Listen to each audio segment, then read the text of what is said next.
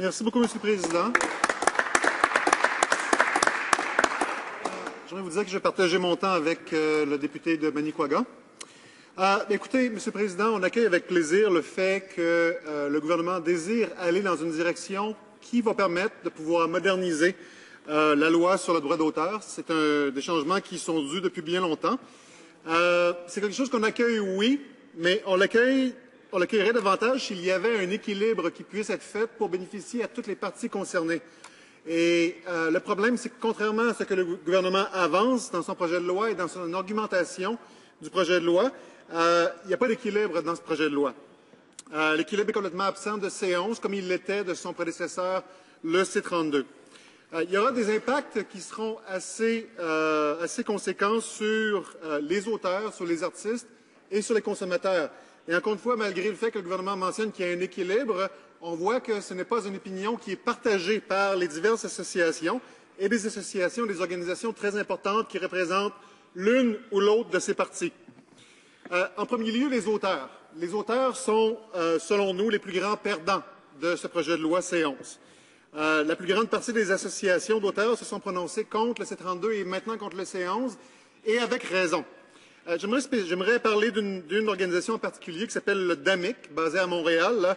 Le DAMIC signifie Droit d'auteur, Multimédia, Internet et Copyright, et ça regroupe 13 associations professionnelles d'artistes, d'auteurs, d'interprètes et de sociétés de gestion collective des droits d'auteur.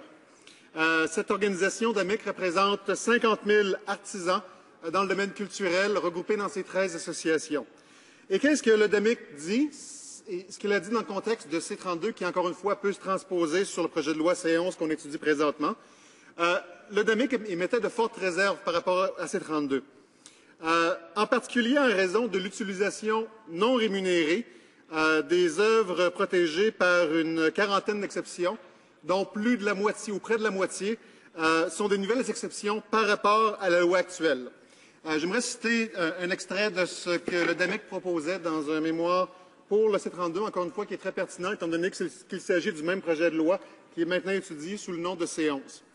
Selon le DAMIC, grâce à ce projet de loi, les professeurs pourront utiliser des œuvres protégées, et là on parle évidemment du domaine de l'éducation, pourront utiliser des œuvres protégées dans leurs cours sans aucune permission à demander et pourront reproduire ce cours afin de le diffuser par télécommunication dans le cadre d'un enseignement différé ou à distance.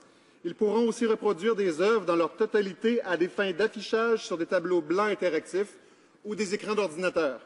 Les écoles ne paieront plus de redevances pour enregistrer des émissions d'actualité à des fins pédagogiques, présenter des films ou représenter des pièces de théâtre où elles pourront reproduire les décors, les costumes et les éclairages créés par des artistes professionnels. Nous assistons ici à une totale expropriation des droits de propriété intellectuelle des créateurs en milieu éducationnel. Tout se passe comme si le gouvernement déclarait que des créations littéraires, dramatiques, musicales et artistiques seront dorénavant considérées comme une propriété collective.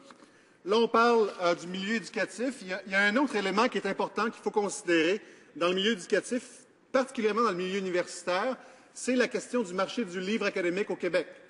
Le Québec, on ne se la cachera pas, c'est un îlot de 7 millions de francophones dans une mer de plus de 300 millions d'anglophones en Amérique du Nord. Le marché du livre américain sert et dessert le marché canadien, anglophone principalement, et nous avons besoin d'un marché du livre académique fort au Québec afin de pouvoir protéger la culture, afin de pouvoir adapter ou étudier diverses questions, que ce soit l'économie, que ce soit la philosophie, que ce soit divers domaines universitaires, d'une perspective québécoise, d'une perspective francophone. Et ce marché du livre, il est petit par rapport au marché anglophone américain et canadien également. Il doit se battre contre l'assimilation, contre une grande intégration de ces livres qui sont bien souvent traduits en français, mais qui ne reflètent pas cette perspective au Québec, qui ne reflètent pas une perspective francophone même au Canada. Et ce que le projet de loi risque de faire, c'est d'affaiblir encore plus le marché du livre académique au Québec, les livres de texte universitaires, par exemple, faisant en sorte que ce marché aura de plus en plus de difficultés, l'industrie au Québec aura de plus en plus de difficultés à survivre par rapport à ceci. Si on permet, par exemple, l'utilisation de photocopie de façon massive ou d'utilisation telle qui a été mentionnée par l'ADAMIC, sans compensation adéquate pour les auteurs de ces livres, quelle sera la justification? Quelle sera la motivation pour des Québécois et des Québécoises, pour des francophones partout à travers le pays, de pouvoir s'asseoir et de rédiger un livre qui correspond réellement à la philosophie, à la vision, à la perspective francophone et québécoise? Il n'y en aura plus. Alors, ce projet de loi constitue une véritable menace à une industrie qui fonctionne de manière très précaire présentement au Québec. Et c'est la raison pour laquelle nous demandons en partie au gouvernement de travailler avec nous pour essayer d'établir un meilleur équilibre dans ce projet de loi afin d'assurer que toutes les parties puissent y trouver leur compte et non pas seulement les corporations détentrices de propriété intellectuelle qui, présentement, sont grandement favorisées. Et ça explique, pour répondre à nos collègues du gouvernement, ça explique en grande partie pourquoi ils ont l'appui de John Manley, entre autres, qui est, sans grande surprise, le président du Conseil des Canadiens des chefs d'entreprise.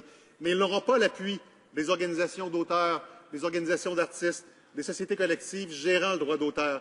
Ils n'ont pas non plus, malgré ce qu'ils disent, l'approbation, le consentement ou l'appui d'associations de consommateurs. Ça prive les consommateurs, le projet de loi tel qu'il est présenté présentement, prive les consommateurs de la possibilité qui leur est due présentement de pouvoir effectuer des copies de sauvegarde, de pouvoir également transférer les documents qu'ils ont acquis, pour lesquels ils ont payé pour le contenu, pour lesquels ils détiennent des droits de consommateurs, vers d'autres formats. Et c'est une problématique, en fait, qui a été soulevée, entre autres par la Guilde des écrivains du Canada. Et encore une fois, j'aimerais les citer. La seule option que le projet de loi C11 offre aux créateurs est l'ajout d'un verrou numérique qui a pour effet de bloquer les sources de revenus actuelles pour les créateurs et de créer une lacune dans le projet de loi en enlevant aux consommateurs les mêmes droits qui leur sont garantis dans d'autres sections du projet de loi. Le gouvernement a déclaré qu'il donnait ainsi aux titulaires de droits un outil afin de développer leurs produits et de les mettre en marché et de recevoir un revenu. Il a déclaré qu'il s'agit de protéger les créateurs contre les actes de piraterie. Mais s'il est vrai que les verrous numériques ont fonctionné ou peuvent fonctionner dans le cas de logiciels, ils sont une option trop restrictive et très impopulaire dans le cas du contenu de divertissement. Ils risquent d'être discriminés par des règles de marché comme ils l'ont été dans le cas de la musique. Les verrous numériques ne permettent pas d'aller de l'avant et ne permettent pas de défendre l'intérêt des consommateurs et des créateurs. Au mieux, les verrous numériques vont simplement bloquer les actuelles sources de revenus des créateurs. Et quand on parle de ces sources de revenus, on parle de revenus qui sont quand même très importants. Si ce projet de loi est adopté dans sa forme actuelle, on parle de revenus qui pourraient être perdus pour les auteurs, pour les artistes, les artisans culturels, de plus de 125 millions par année. Alors, c'est la raison pour laquelle nous demandons au gouvernement de travailler avec nous, de travailler avec le NPD, afin de pouvoir amender le projet de loi, comme on l'a mentionné. On accueille favorablement le désir de moderniser une loi, alors que la modernisation était attendue depuis longtemps. Mais il faut la faire de la bonne manière. Et malheureusement, le projet de loi C11, dans son aspect actuel, ne donne pas des avantages égaux à toutes les parties impliquées. Et on désire, dans ce sens-là, travailler avec le gouvernement afin de pouvoir faire en sorte que toutes les parties puissent y trouver leur compte et de pouvoir, au bout du compte, moderniser la loi sur le droit d'auteur d'une manière cohérente et qui pourra durer pendant très longtemps. Alors, sur ça, je vous remercie beaucoup, Monsieur le Président. Questions et commentaires?